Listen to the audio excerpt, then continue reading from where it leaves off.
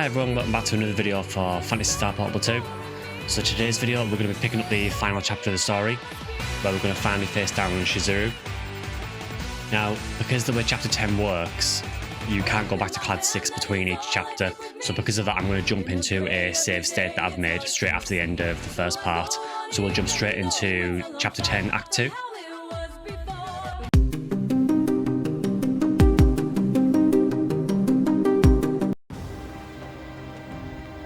Okay, so we get dubbed straight into this tower, and as you can see it says Shizuru awaits at the top. So we are straight into 10-2, there is no downtime between 10-1 and 10-2 at all. Also worth noting that we don't get a chance to restock, so you really need to be careful in chapter 10 because it is very difficult to run out of, well, very easy to run out of items. You can see, I mean, we're already very low, which is not good.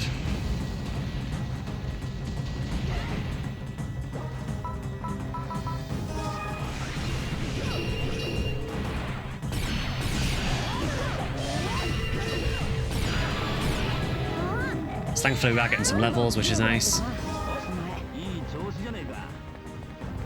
So we're basically just working up this tower now. And obviously once we get to the top, I'm guessing we're going to be facing Shizuru again.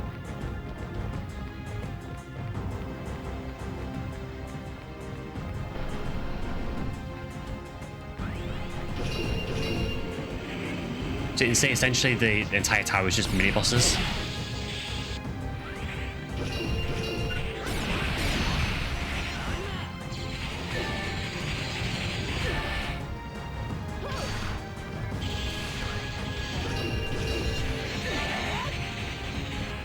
Unfortunately, these guys are incredibly annoying when they get to a higher level.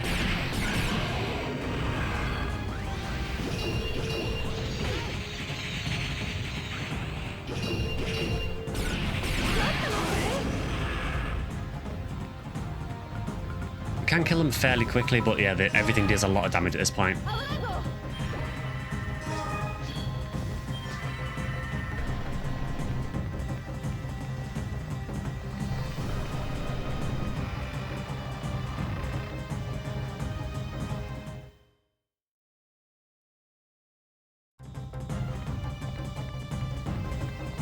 So we're very much in the closing stages of PSP2 now.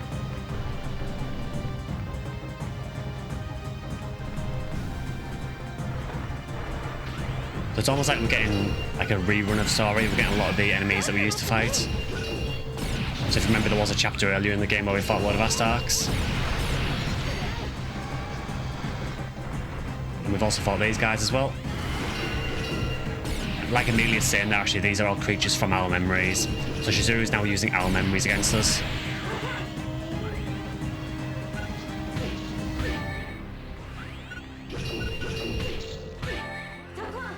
Don't really like that we're using this many mates already.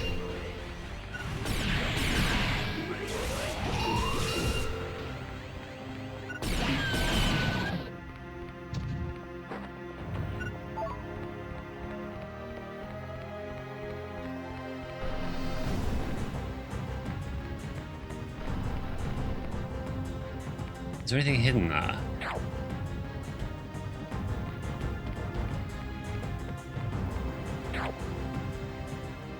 I wasn't sure if that was a hidden wall.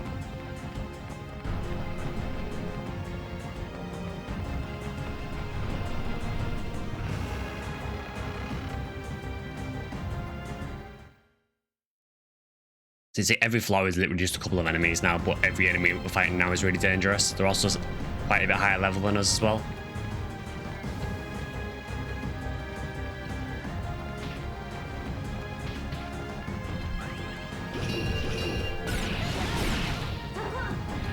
So you need to be really careful here because there is spikes on the other side of this.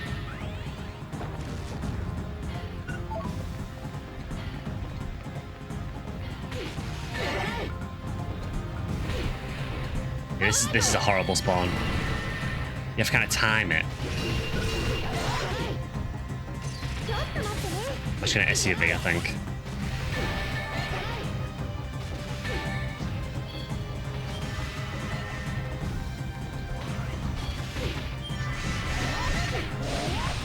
Just trying to get the opening here is really hard. See, that's our last scape all done, I think.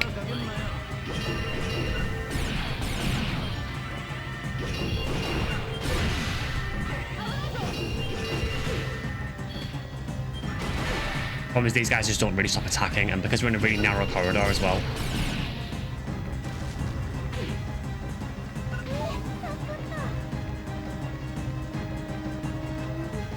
There is an offshoot here. I think definitely worth checking boxes here.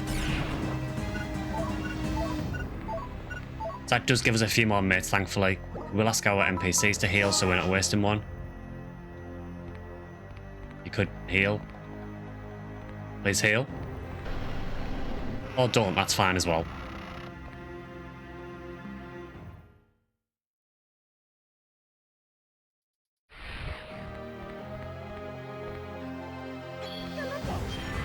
Thanks, Amelia. I like how then everyone heals. Yeah, so we are pretty much just revisiting all of the mini-bosses that we've fought during the game.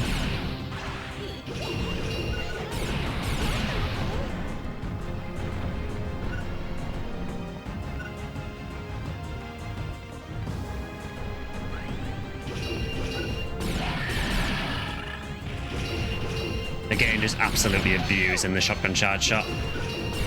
At this point, can you blame me?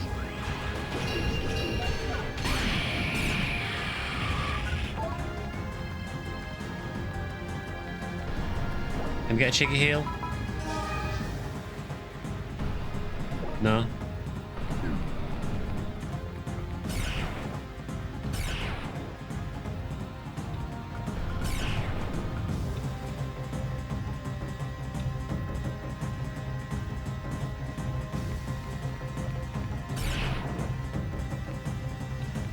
Okay, so we do need to be very, very careful here.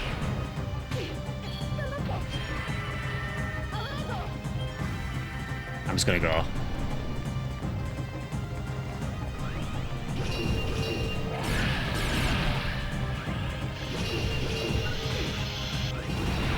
Everything the enemies do now hurts, so we do need to be super, super careful.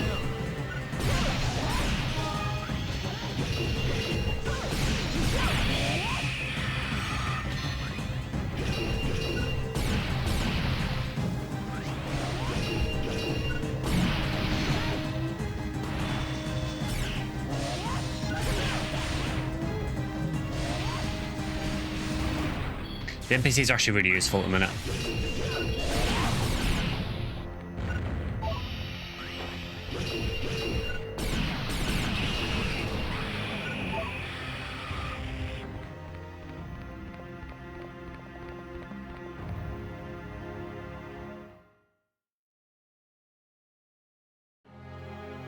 Can't remember how many levels there are to the tower. I would assume maybe 10.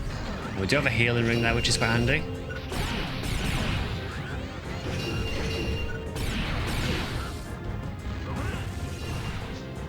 I think I'm going to leave that Caragwin to my NPCs, actually. I'm going to take this guy out instead.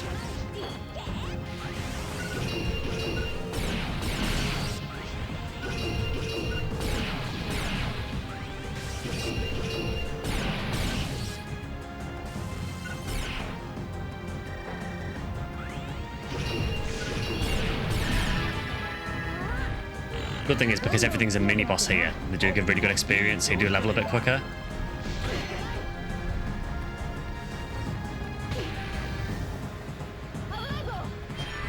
Thanks, dude.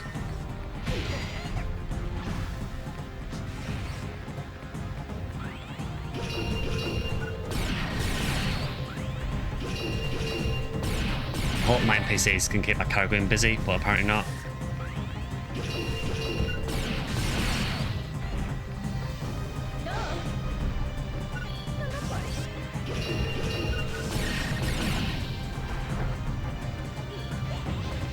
Really do not want to get hit by that Caragwin.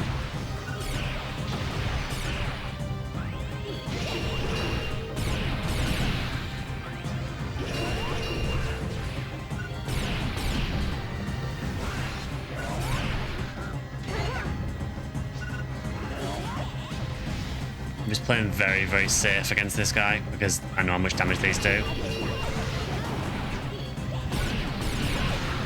There we go.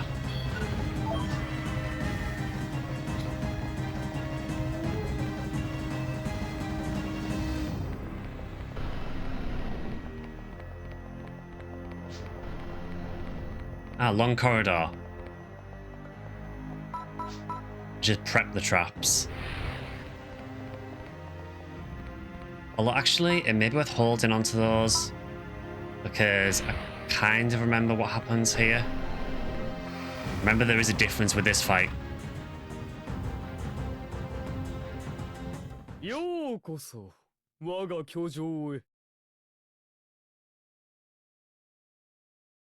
Believe me, I really did not want to come here. Shizuru. いえ、カムハン。とうとう見つけたわよ。随分なご挨拶だな。私はわざわざ貴様たちが来るのを待っていてやったんだぞ。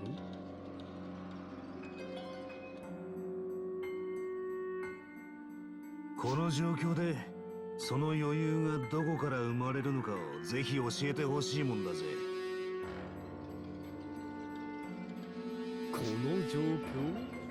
貴様、まさかこれで私を追い詰めたとでも言うつもりなのか？ Did he just really do the whole "you're trapped in here with me" meme?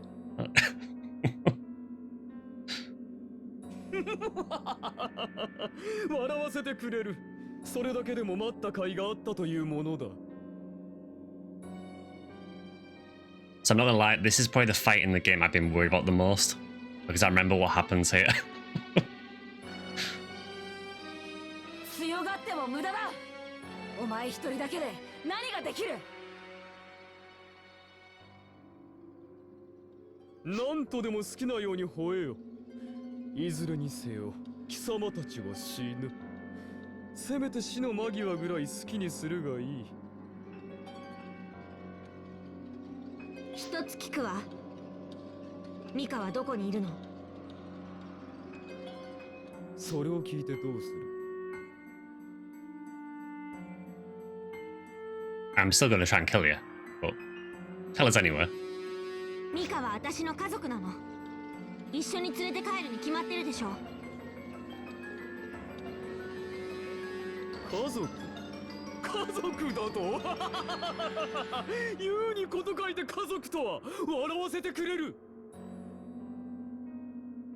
何がおかしいのよ。あんたにだって家族いたんでしょ？ミカのことを妃って呼んでいたじゃない。まあいたぞ。私にも族はつきまとった。43人の妃に91人の子孫だ。 Wow, alright, no need to brag. もっともそのうちでも生で覚えているのはごくわずかだがな。だがミカはよく覚えているぞ。美しく盛しい女だった。決して屈しようとしないその強き瞳は私の興味を非常にそそったものだ。押村区は精神を屈服させる前にその肉体が滅んでしまったことだな。あの時はさすがの私も自分の所業を後悔したものだ。玩具は大切にするべきだったとな。Yeah, so the way I read into that is that I think there's sort of an undertone of some pretty nasty stuff that he did. The way I kind of read into it though as well is that maybe he killed her. As in like corporeal form possibly. But it's clear from the way he's been talking that he's obviously done some horrific stuff.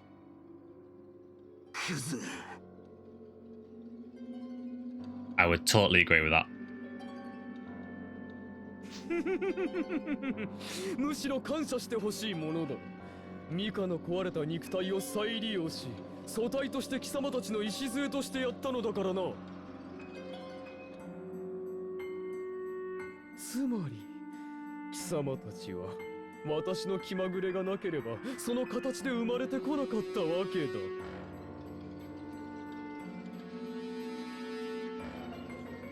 もういい。黙って。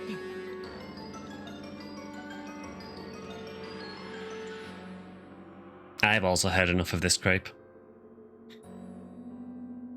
かつての生において私に肉体をもてあそばれ、そして今はその精神を私にもてあそばれる、同情を禁じ得ない人生だと思わないか。ミカはマガハラを包んでいた死へ誘う意識は誰のものだと思う？ミカも苦しんで死んだ甲斐があったというものだ。Yeah, so he's now claiming that Mika's dead. ミカはどうした？ I think that's probably the angriest you hear Amelia for pretty much the entire game.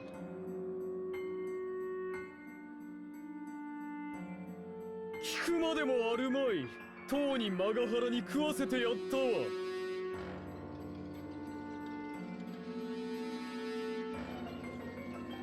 その生を終える寸前まで貴様たちを信じ、その信頼が届かず絶望の淵に消えていった奴の断末魔は甘美な響きだったぞ。それじゃあこのティティの花の匂いは。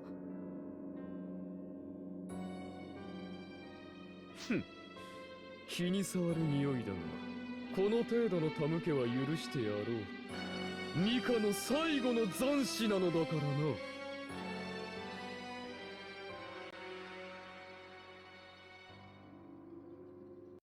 許せない。カムハン、あんただけは、あんただけは。 Okay, maybe that's the angriest she's been. 気迫だけは一人前だな。私の力存分に味わうがいい。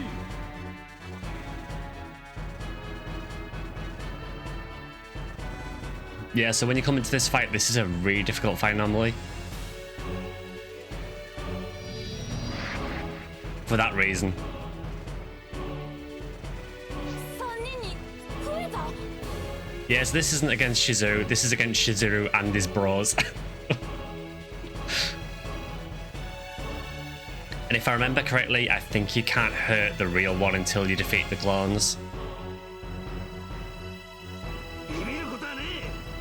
こんなこけ落としを使うとなればいよいよ手が尽きたってことだ。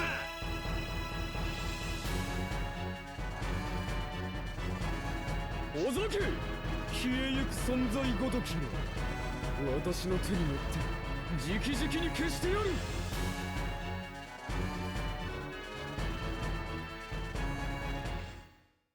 Yes, this fight really sucks usually.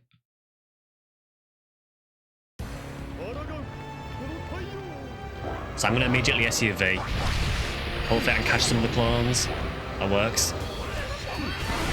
So basically you can't really hurt the real one, so I think that's the real one there. Because we're not doing any damage to him. So we basically need to try and take out the clones first.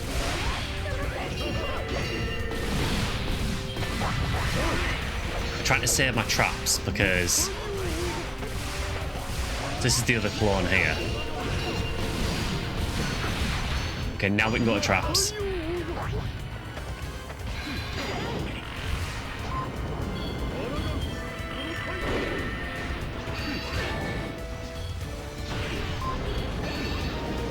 Traps are super useful for this fight.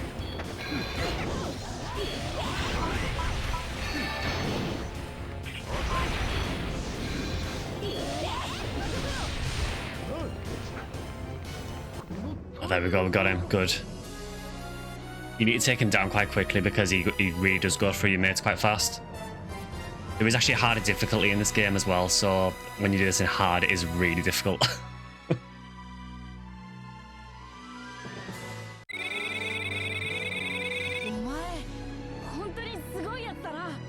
Kind of surprised we got S for that, honestly. I felt we did that quite slow, but I'll take it. And we did get escape doll there as well, which is huge.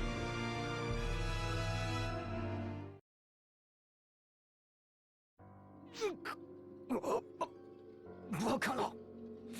私が破れるというのか。この太陽王が破れる。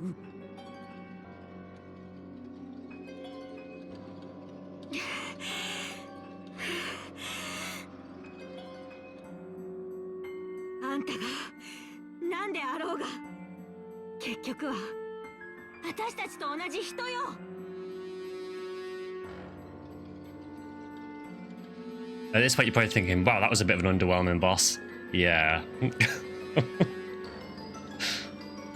信じる仲間も心許す家族も持たない、たった一人で叫んでるただの人なら私たちは負けない。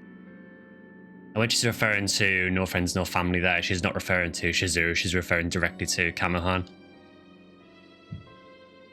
We're basically talking to Kamhan at this point rather than Shizuru. Shizuru at this point is just a vessel for him.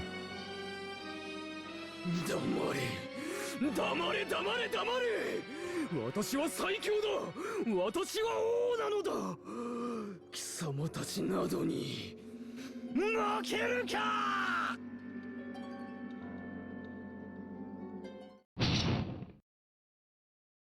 エミリア、避けろ。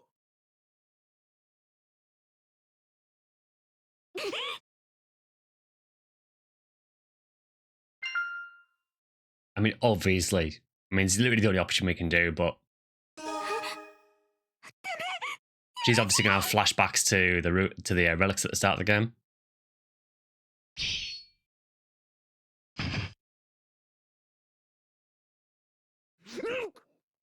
バカな体が。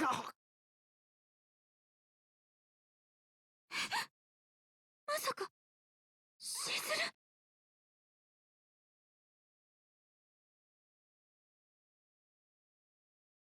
これ以上好きにはさせない。 So it looks like Shizuru is actually trying to fight back against Kamhan. バカな。貴様の意識は消し去ったはず。なぜ我が内に残っている。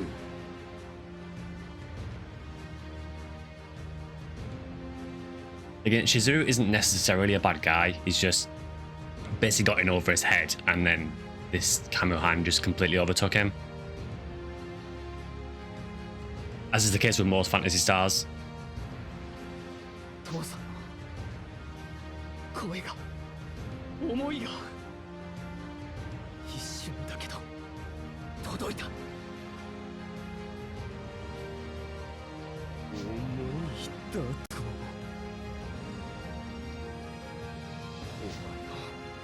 操り人形になるぐらいなら僕で蹴りをつける。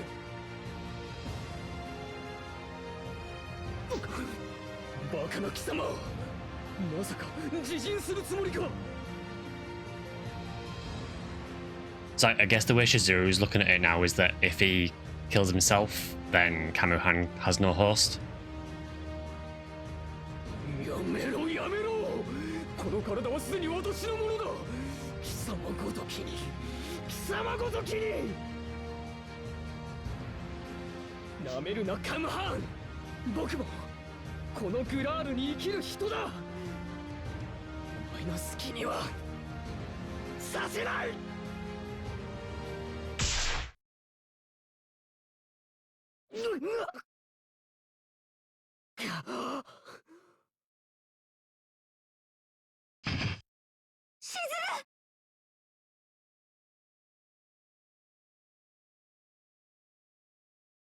君はエミリアか。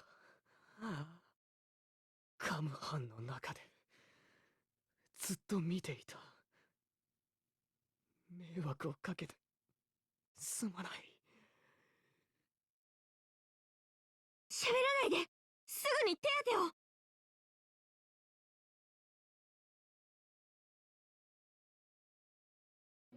無駄さ。そういう風にやったから。エミリア、やめろ。こいつは覚悟の上でやったんだ。カムハーンの強行を止めるために。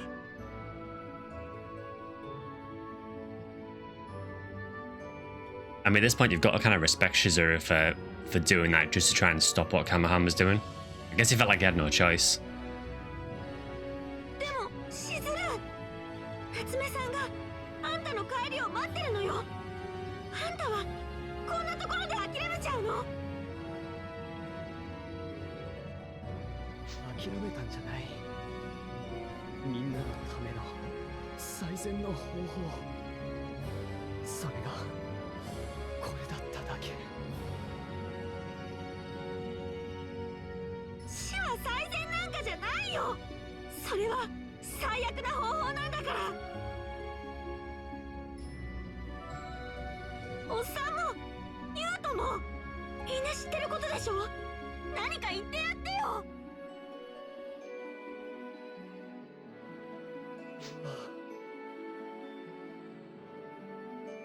ここはいい空気だ。かつて覚えのある懐かしい香り。しずる、あんたもう目が。こ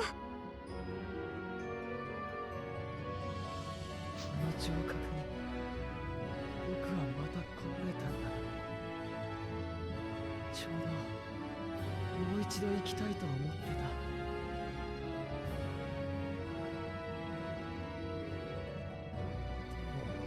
残念だな。このケアもう一度父さんと一緒にいたか。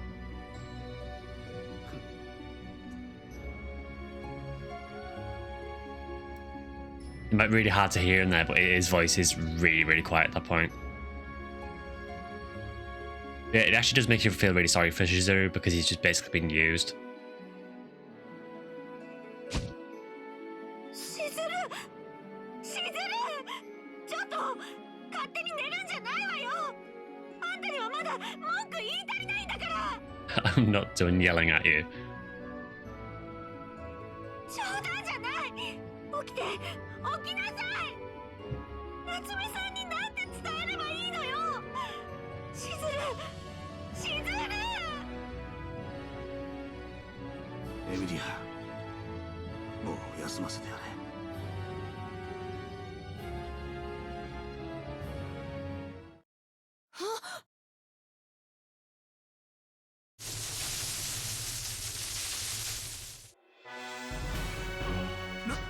なんだ、何が起こってる？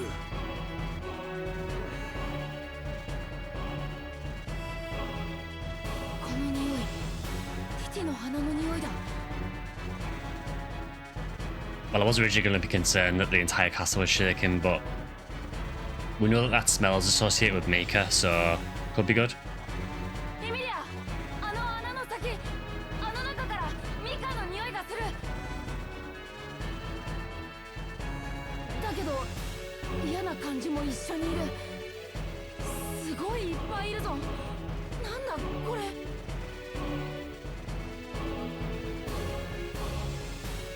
And if this smacks of final boss vibes, you're not wrong.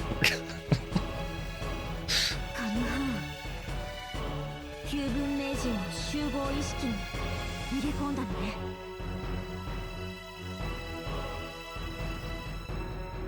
おっと、狙いすましたように団体のお客さんが来たようだぜ。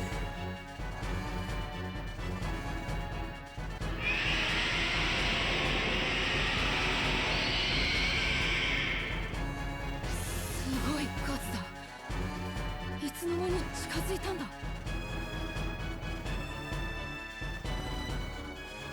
生み出したのよ。亜空間による具現化でこれだけの量。 So it sounds like Kamhan is now just basically manifesting tons of monsters from subspace to basically just flood the Gurhal system. でもここまでするっていうことはカムハンも相当弱ってるはず。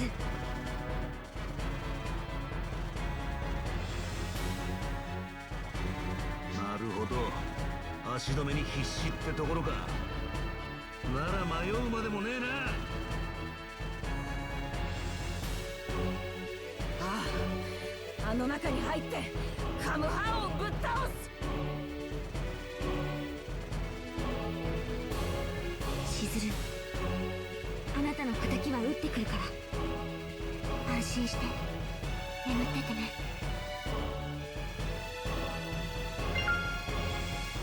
Yeah, let's go, Amelia. カムハーンを倒してミカを救い出す。今度こそ救ってみせる。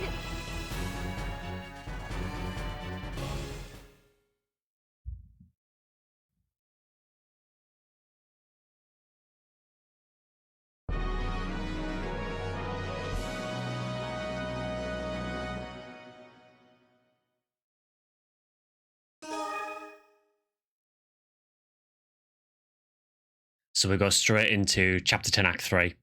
There is no stopping in Chapter 10. 旧文明人がいる。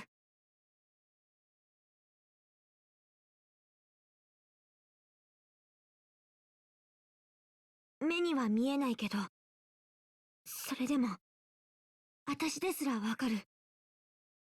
ここに旧文明人たちがいる。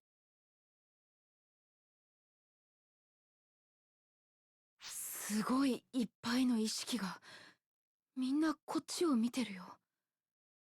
これは憧れ？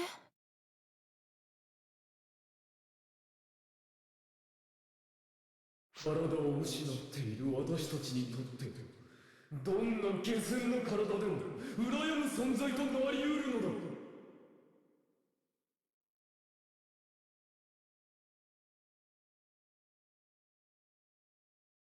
その声、カムハン。 Yeah, so unfortunately Kamhan is still around. But we kind of expected that.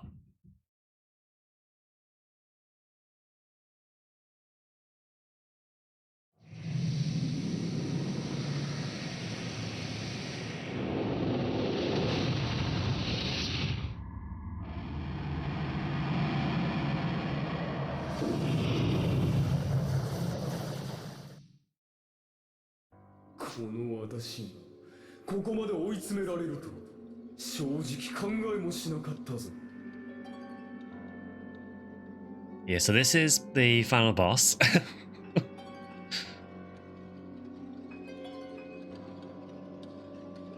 あんたの言い訳は聞き飽きたわ。そんなことよりミカはどこ？ミカを出しなさい。それこそ聞き飽きた。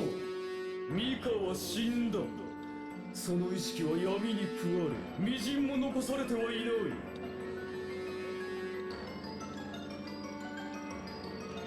でも私は感じる。ミカの思いを。Yeah, so Kamhan is saying that Mika's dead, but Ute in particular can still sense her presence, so something's not adding up. 重い。またその言葉か。耳にするだけで不愉快だ。おぞけが立つ。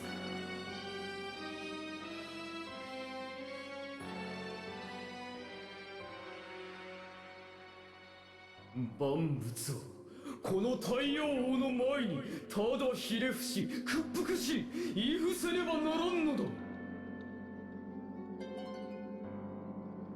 翼を用いて太陽に歯向かう者は万事において落ちるが定め。貴様らの翼、私が溶かし尽くしてやろう。 Little bit of a Flight of Icarus reference there.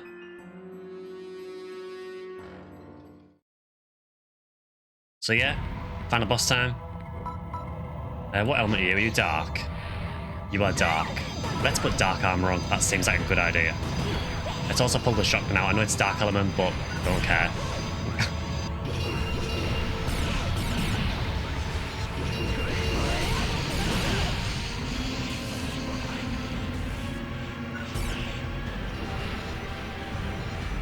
Unfortunately, I can't remember how to fight this at all. You are very scary though.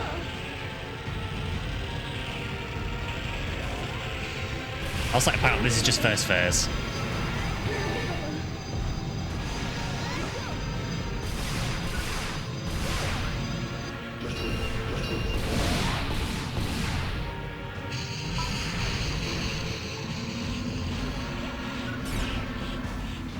Oddly, I can't seem to shoot those. For some reason, I don't really know why.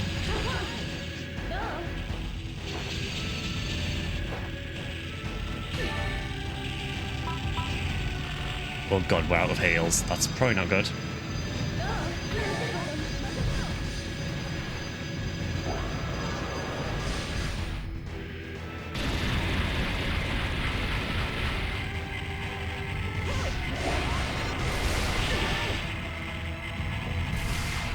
Yeah, so I'm not gonna lie, this is probably gonna take multiple attempts.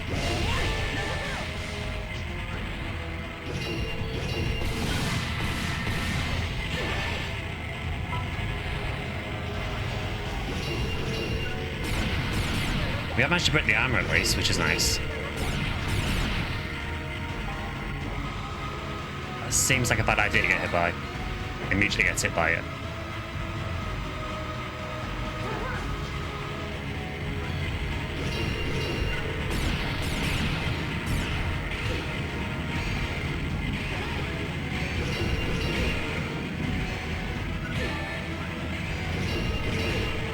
That's kind of really hard to tell where he's going to shoot next. There probably is a tell for it, I imagine, but...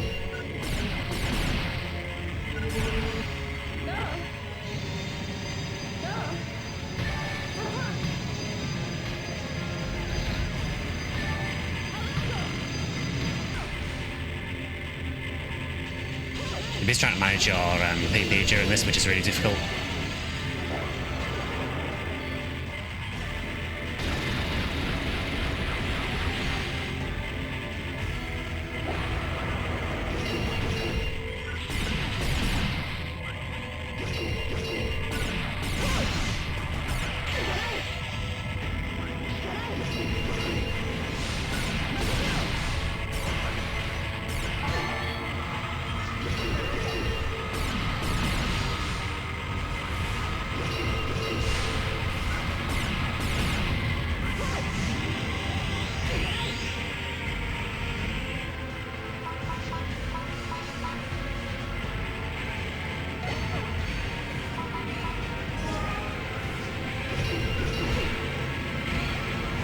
We're done, boys. There's our escape gone.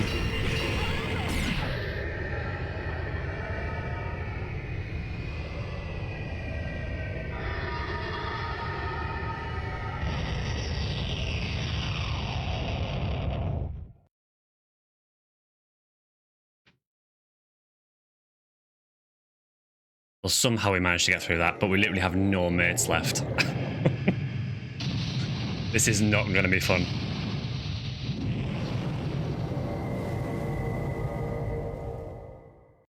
Because of course he has another phase.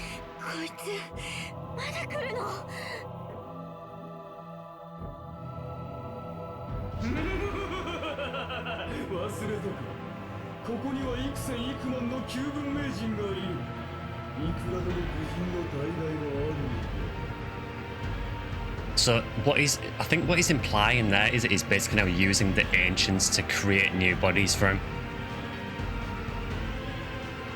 So he's basically siphoning his own race now as well.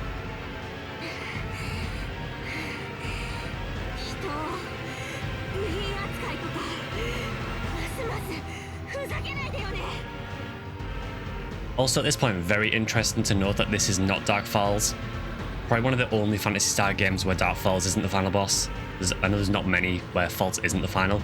I know we fought Fault in the first part of Chapter 10, but it's really unusual to not have Fault as the final boss.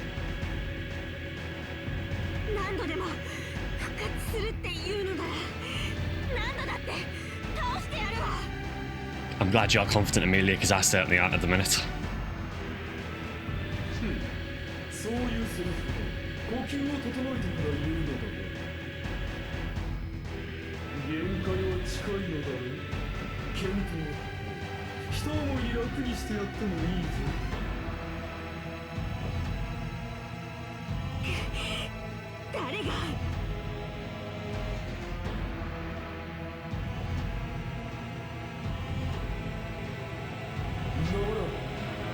音になぶられて死ぬ。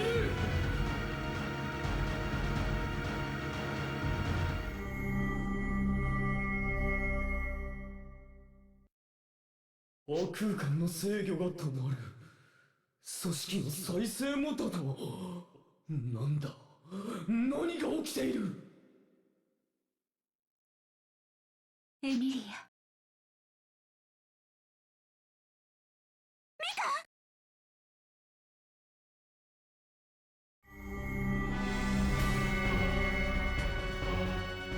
私の力でカムハンから亜空間の制御を切り離しています。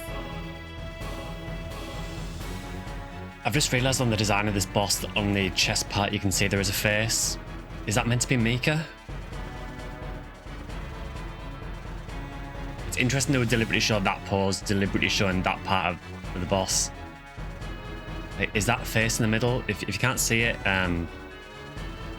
so here you can make out like a nose there and some eyes, maybe some ears potentially. I wonder if that's meant to be Mika. 私はもう再生も復活も不可能ですが、今この人を連れて行くことぐらいはできます。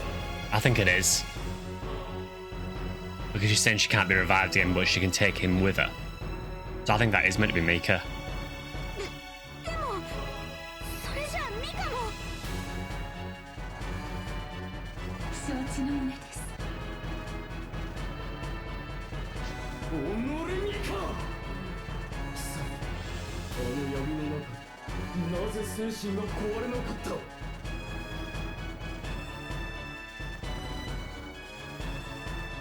どんなに苦しいことがあったとしても、私を家族と言ってくれたエミリアのことを思えば耐えられます。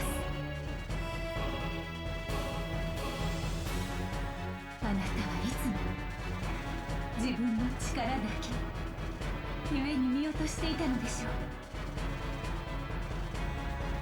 人には思いという大きな力が秘められているというの。家族だと思いだと。おれそんな力があるものか。仕上げです。私が抑え込んでいられる時間が短い。早くこの人を楽にしてあげてください。死を教えてあげてください。 I mean, I'll try, but I have no mates left, so I suspect we may be reloading this fight. でもそれじゃあミカも一緒に。 It must be hard for Amelia knowing that by destroying Kamhan, she essentially destroys Mika as well. いいんです、エミリア。もともと私たちがここまで生きていたのは自然の摂理に反することなのですから。それに私はもう満足です。かつて得られなかった本当の家族をここでは得ることができた。せめてもの恩返しに私の大事な人たちが住む世界を守らせてください。お願いです、エミリア。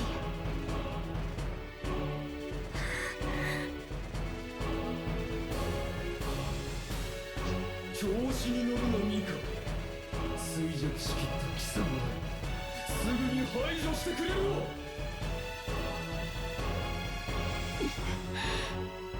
エミリア、迷ってる時間はありません。早く私たちを救って。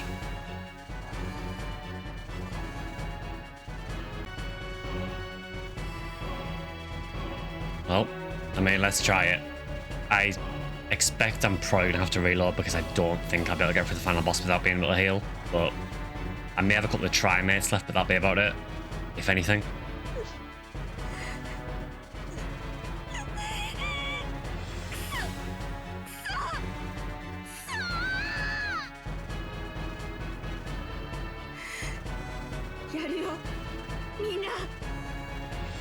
ミカをもう二度と辛いことがない場所に。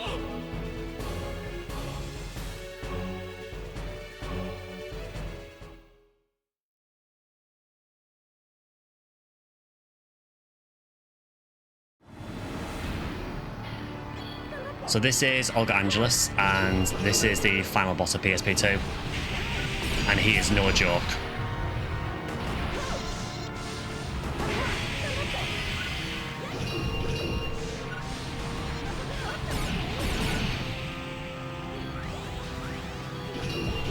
And we do have an SUV, I just need time when to use it.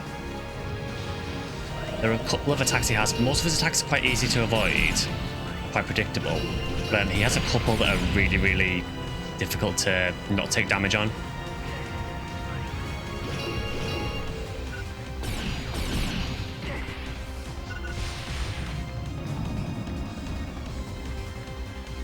So during this fight, Mika will actually speak to you. So she's, Minerva, can you hear me? I have one last thing to ask of you.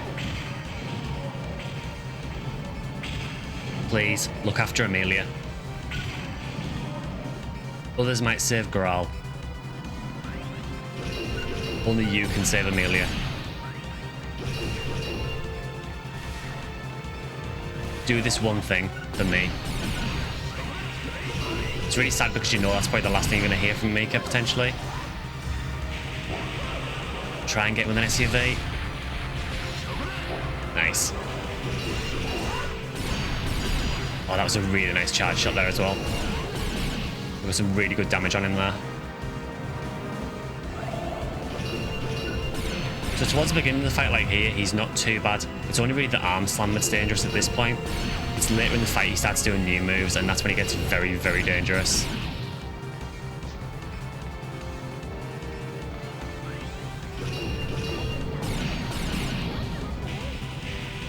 So yeah, he starts doing new moves here. So this attack basically pulls you into the center. So you just need to run to the edge.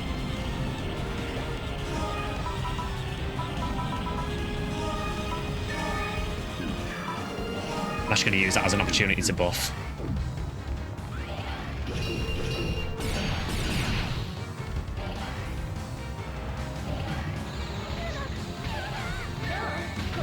This attack I genuinely don't know what the best strat is for.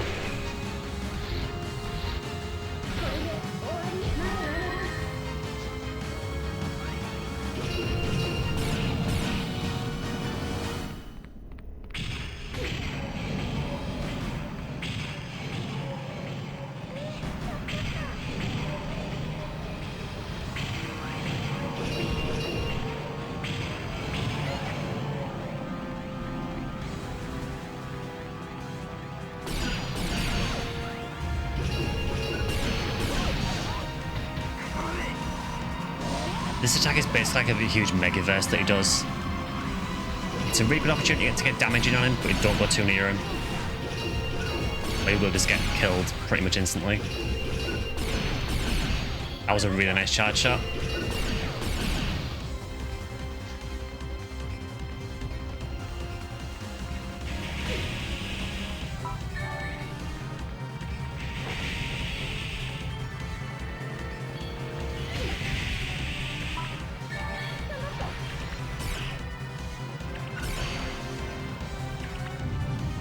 Probably isn't good.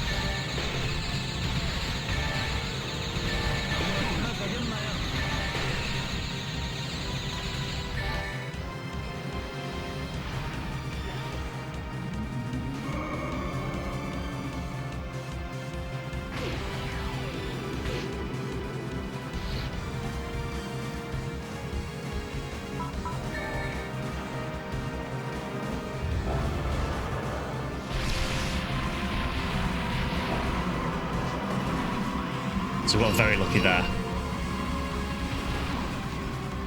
Unfortunately, I'm not in a great position there.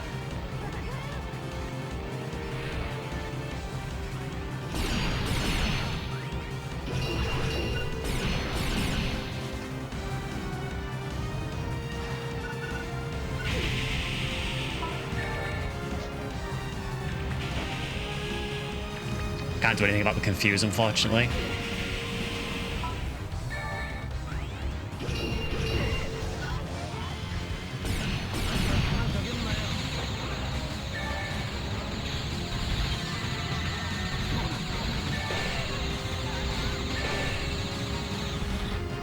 That is easily the scariest attack he has.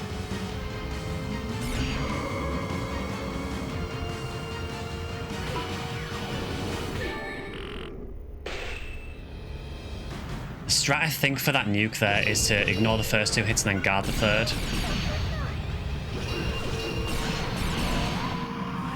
We are very close to a Photon Blast here, so... an SUV.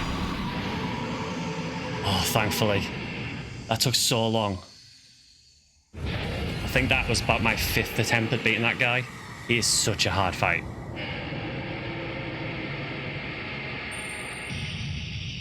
The main problem is when you go into that fight, you have no mates or anything because you've used them all going through 10-2 and 10-1 as well.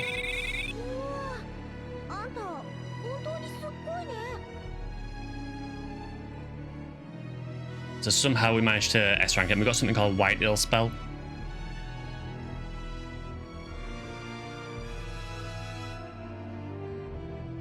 I think considering the level difference and everything, I think we did pretty well, honestly. Like, doing that boss is really, really hard, and don't be ashamed if it does take you multiple attempts.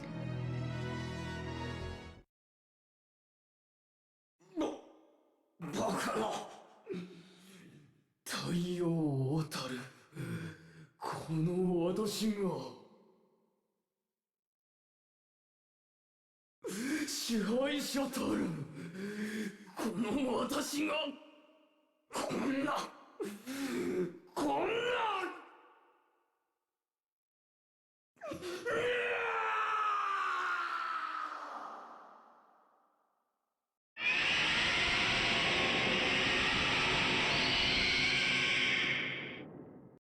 やった終わったの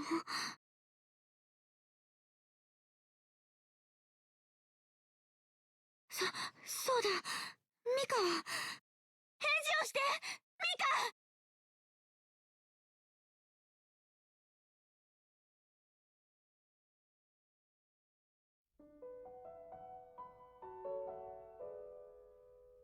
カごめんなさいエミリアあなたには辛いお願いをしちゃったわねミカ泣かないでエミリア私は今すごく幸せなの家族を守れたことが嬉しくてやだよミカいちゃやだ私たち家族って言ったじゃないずっと一緒だって言ったじゃないそれなのに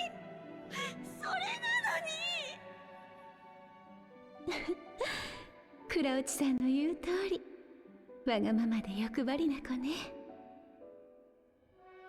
あなたにはもういっぱい家族がいるというのにでもそこにミカがいないミカがいないじゃん私たちは一緒よずっと一緒この思いはずっと残るわあなたと一緒にずっとねだからお願いエミリアそんなに泣かないでにっこりと笑っていて最後に覚えているあなたの顔が泣き顔なんて私は嫌なの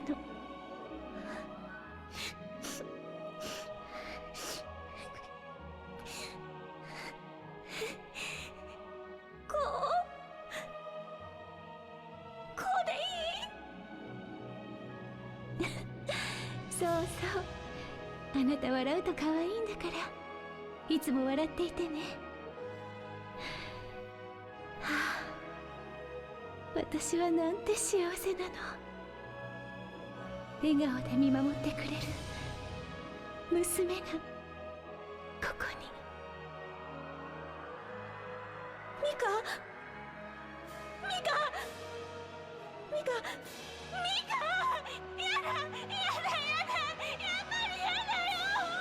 私と一緒にいてよずっと一緒にいてよお願いだから一緒にいてよお母さん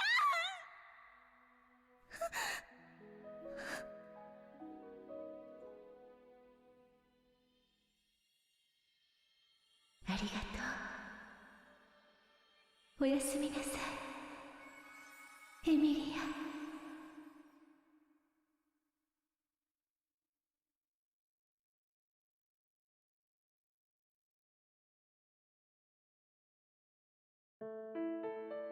ミカ、ミ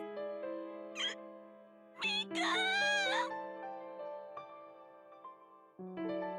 エミリア、泣くな。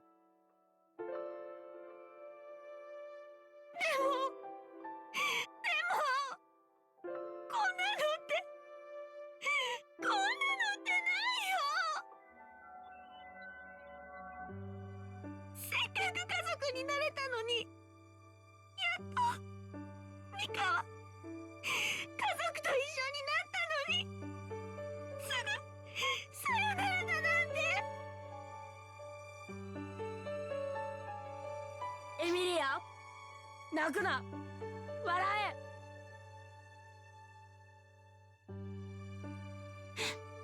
ユウト、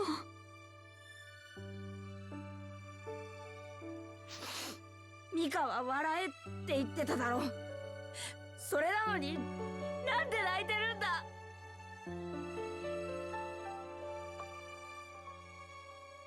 Of course, the irony there is that Ute is also crying as well. So obviously he's lost the landmother as well.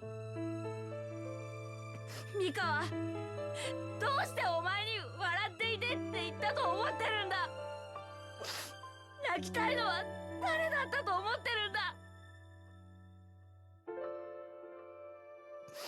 エミリアは頭いいんだから、それぐらいわかるだろ。自分が泣いてちゃ何の説得力もないわよ、言うと。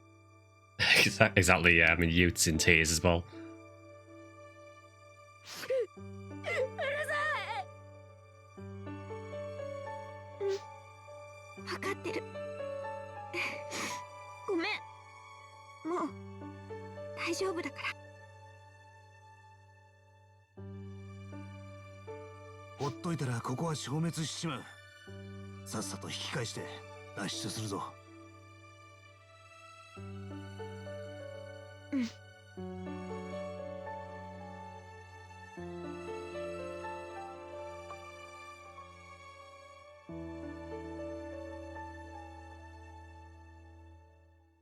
ありがとう、ミカ。そしておやすみなさい。どうか安らかに。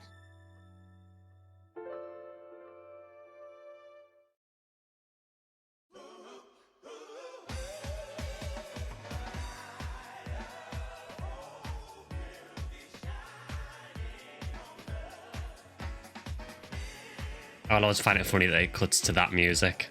Really upbeat music after what's just happened. Yeah, and that brings us finally to the end of Phantasy Star Portable 2. So it is a really, really good game. I would thoroughly encourage anyone to play it if you haven't, especially if you are a fan of some of the Phantasy Star games. It is a really good game. There's also a ton to do as well outside the story as well, so it has a really good sort of loop to keep you playing as well, particularly if you go for Infinity as well. Now, just to cover Infinity, I will be doing a playthrough of Infinity at some point. I don't know when that's going to be yet though. It is a lot of work to do, upwards of 20 plus episodes for the playthrough, and I know Infinity is about as long again, so I want to do it at some point, but it won't be anytime soon. So if you have enjoyed this playthrough, I really do appreciate people who've stuck it out this long, because I know it's been a hell of a long playthrough.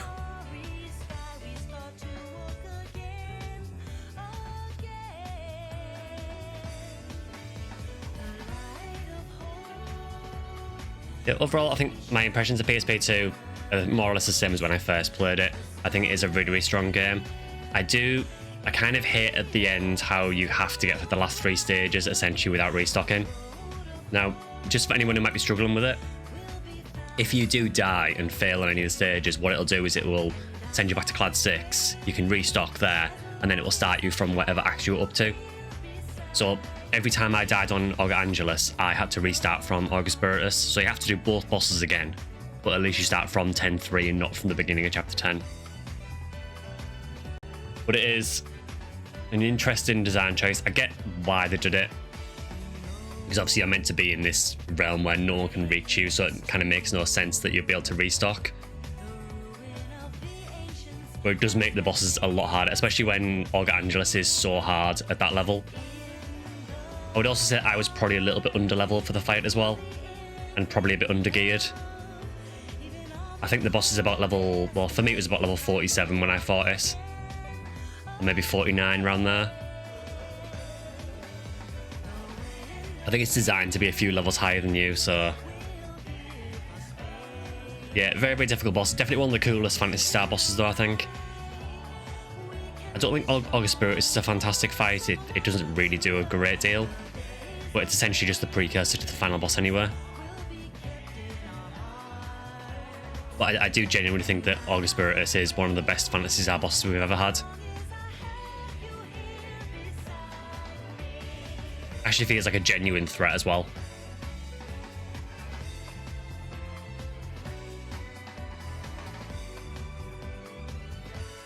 Also just want to point out, just while the name's going past, the Japanese voice actress for Ursula, Atsuko Tanaka, actually died a few months back.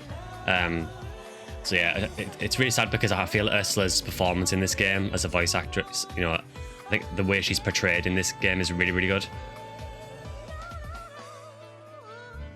Honestly, I think that the Japanese voice acting in this game in general is really, really strong. And yes, you're not seeing things. There is a thank you for Kentucky Fried Chicken there, and Pizza Hut. There are literally collaborations in Infinity that have KFC and Pizza Hut branches.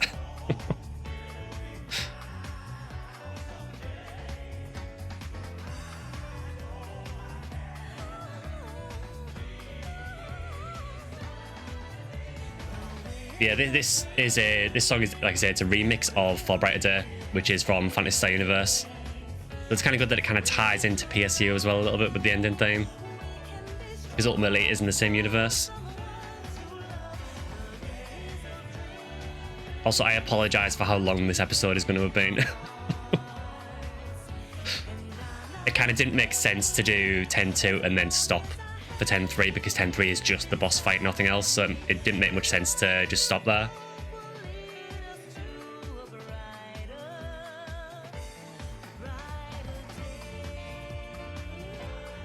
Also, yeah, big shout out while that's going past as well. Big shout out to the fan localization team for localizing Infinity.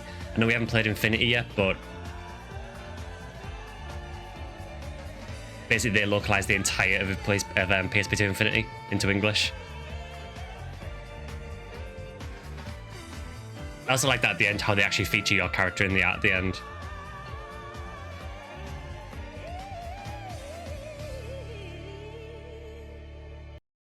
We'll let the little epilogue play out as well. But yeah, I will see you guys in the next one. もう1年。本当、あっという間だったよ。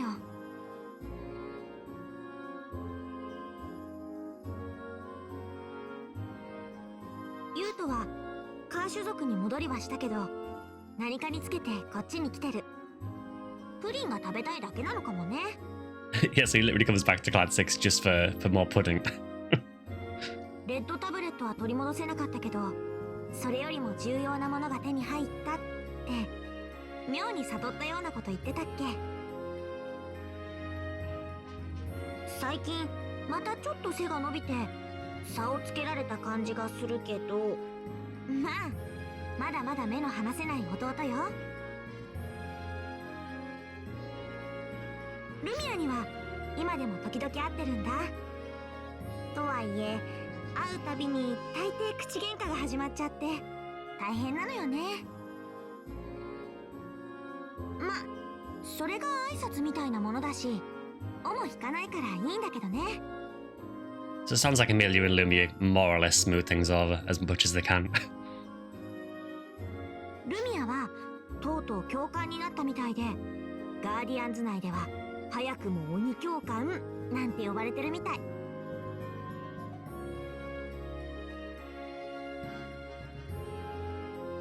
ガーディアンズ時代の知り合いだったトニオやリーナにも会うたびにそのことをからかわれてたよ。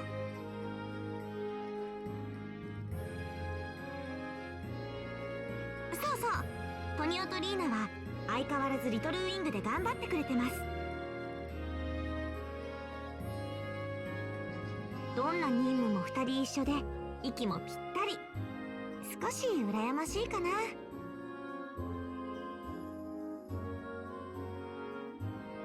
チェルシーはなんとまあクラッド6のリゾート地区に自分のお店を開いちゃった。Oh, she finally made it. She finally got a shop. 昔のママさんや知り合いたちにも手伝ってもらってリトルウィングの受付と掛け持ちで頑張っちゃってる。よくやるなーって思うけど本人が楽しそうだからいいかな。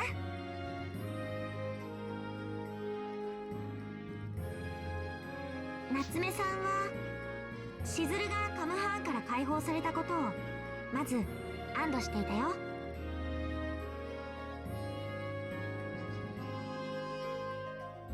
でもやっぱりしずるがいなくなっちゃったのはショックが大きかったみたい。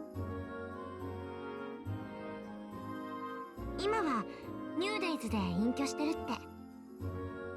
かける言葉はまだ見つからないけどいつか会いに行けるといいな。I can't really blame him for retiring after that. ウルスラさんはクラッド6独断捜査の責任を取ってスカイクラッド社を退社。まあ実際のところはあんな頭でっかちばかりの会社こっちから願い下げって見下り班を叩きつけたみたいだけどね。Like you're saying, I love how Ursula is portrayed in this. She just doesn't care. じゃあウルスラさんは今何をしてるのかっていうとあっさりおっさんと結婚しちゃった。多分ここは大いに驚くところ。聞いた時はポカーンとしたもん。Kraz the absolute Chad. お父さんって呼ぶのですらまだ慣れてなかったのにすぐにお母さんもできちゃったから。 Yeah, that's kind of weird, isn't it? I suppose technically if they get married, Kraz is kind of acting as Amelia's dad, so I guess that does kind of make Ursula Amelia's mum.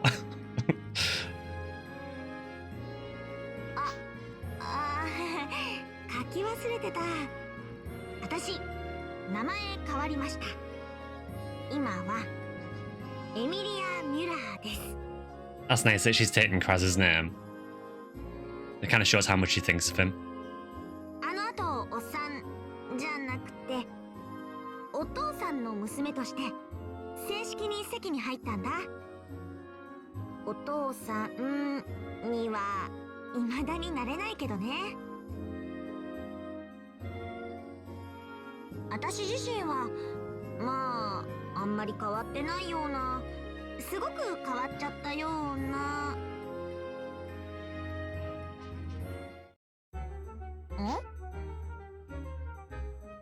あのさ、人が手紙書いてるのを横からじっと見つめないでくれる？パートナーでも礼儀ぐらいわきまえてよ。 I do like how they actually went to the effort of giving Amelia a different looking room.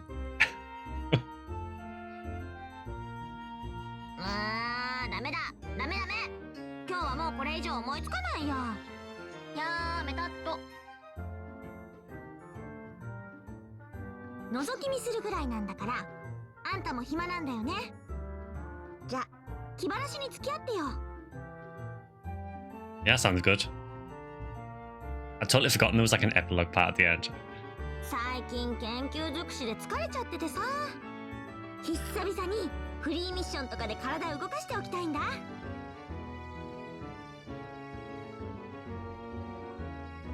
らほら行くよ。あんたは私のパートナーなんだからしっかりついてきてよね。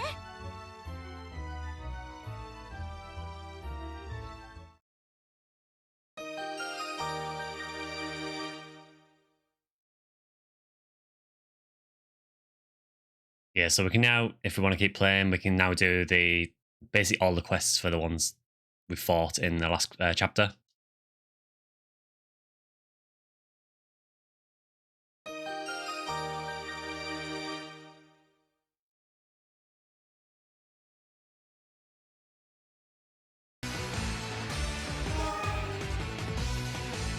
So yeah, so that is going to do it for the playthrough of PSP2. So I just wanted to make sure I got that epilogue part in as well. So yeah, like I said previously, if you have enjoyed it, please consider the usual like and subscribing, join as a member. You can also follow or sub on Twitch or follow me on X at Section Skyline. You can also join our Discord, which I'll leave a link to in the description as well. But yeah, thanks for sticking with the playthrough for this long. I know it's been a very long series, and we will do Infinity at some point in the future. But yeah, for now, that's going to wrap it up for the Phantasy Star Portable 2 playthrough. See you guys in the next videos.